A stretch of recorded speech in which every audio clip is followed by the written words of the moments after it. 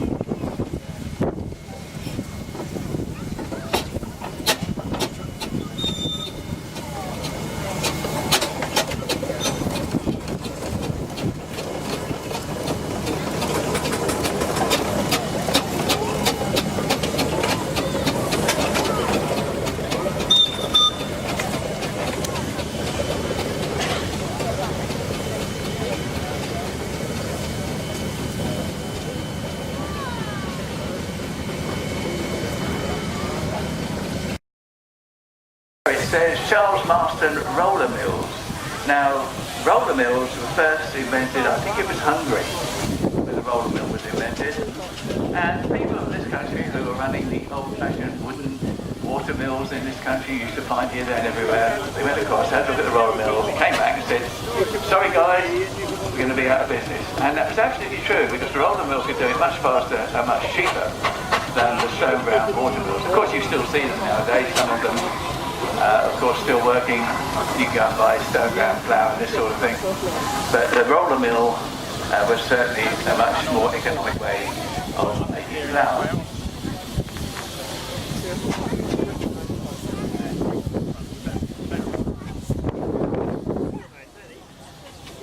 As the steam engine fit in with it, well, without the steam engine, we'd still be an agrarian society.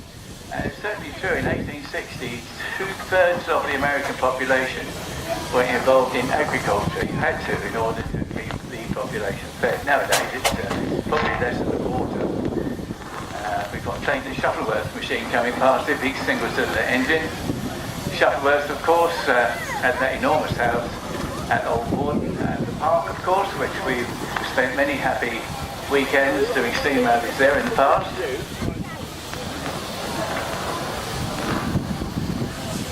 The Wallace expansion. Why is it called an expansion engine? The idea is, of course, you put steam in the cylinder, you close the valve and you allow the steam to expand. It does the job by expanding. If you want to get more power out of it, you can have 2 cylinders, one small one big one. High pressure steam goes into the small one, expands a bit. You go in the big one, expand it a bit more. Why not do it all in one hit? Well, if you do that, steam, like any other gas, expands. That's how a fridge works. And you cool the cylinder down. If you do it too much, you end up with having all those things being wasted just reheating the cylinder. I said we have an engine in here with an under-type steam engine, and we have exactly that coming to the arena right now.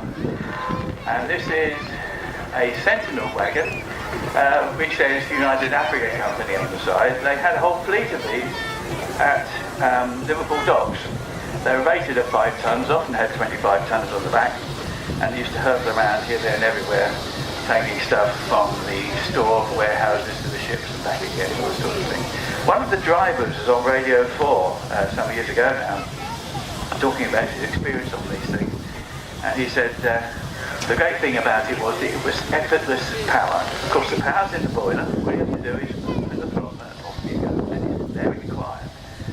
And these things, certainly the later ones, 70 miles an hour is not out of the way at all. Perfectly happy at 70 miles an hour. It's in low gear at the moment. Again, exhausting onto the ground. There it goes. Another one of the Showman's engines coming in right now. Bostock Mormor's gigantic combination. Yeah. And the engine's called Nero. Again, compound engine. You know, just behind the chimney, you can see the size of the two the pistons in there, cylinders. Able to drive, again, about 300 amps at 110 volts. DC to drive the rides. Why was it DC? Well, it's easier to control the speed of motors and things in the fairground. At least it was in those days. Nowadays, of course, things have improved and changed so when you can use electronics to do that. But in those days, it was, you know, switching field windings around, this sort of thing to change the speed. 3, 2, 1.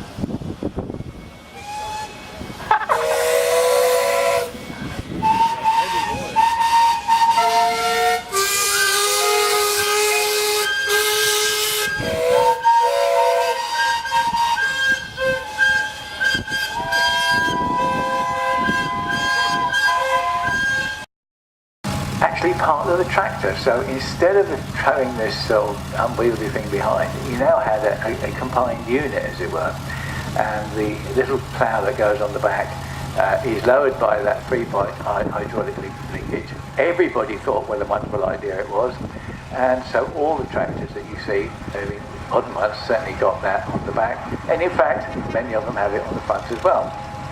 That one has a gold engine. Why does it have a gold engine? There's a number of stories about that. The one I liked was the fact there was a paint salesman went to see Harry. He got 100 gallons of gold paint. Hadn't managed to make a sale during the week. Got a wife and family to feed. He said, "Oh, all right, I'll have 100 gallons of gold paint then." So he bought this paint and painted some engines gold. It doesn't signify anything apart from the fact he was being rather kind to a paint salesman. But his first love was, in fact, aviation. His father said, "Don't get angry for that, Harry, the boy, I'm going to take off." But he did. He made an aircraft. There was a competition to fly across Donegal Bay, and he won the competition. And with the money he won for that, he started the business which would end up with the little Ferguson tractors. BMC didn't only make coaches and buses, they made tractors as well. There's that field going up there with a BMC engine in it. We had a little Monarch tractor, little grey one, came out a little while ago. That's the sort of thing that you could buy if you were running a small holding and you wouldn't want a full-size tractor or could afford a full-size tractor, you could buy one of those. Ransom's also made some crawling tractors which you could use. As Alice Chalmers' Depth-O-Matic coming past us at the moment, it will have the 3-point linkage on the back. The depth at which the plough would work. And also, of course, it's got the power takeoff on the back. Now, we're not quite sure who it was who invented the power takeoff, but in fact it was done in France.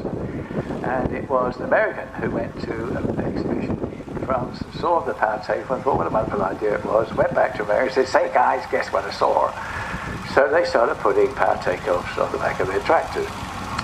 And so did everybody else. And they went round at various speeds in different directions, and the hitch was different. And of course, that's fine when you buy a tractor and all the kit that goes with it. When the tractor wears out, you want to use the same gear with another tractor, all of a sudden it doesn't fit. So there was a great big conflict between the various manufacturers, and they came up with a standard design. So any tractor can drive any piece of equipment that requires a power takeoff at the back.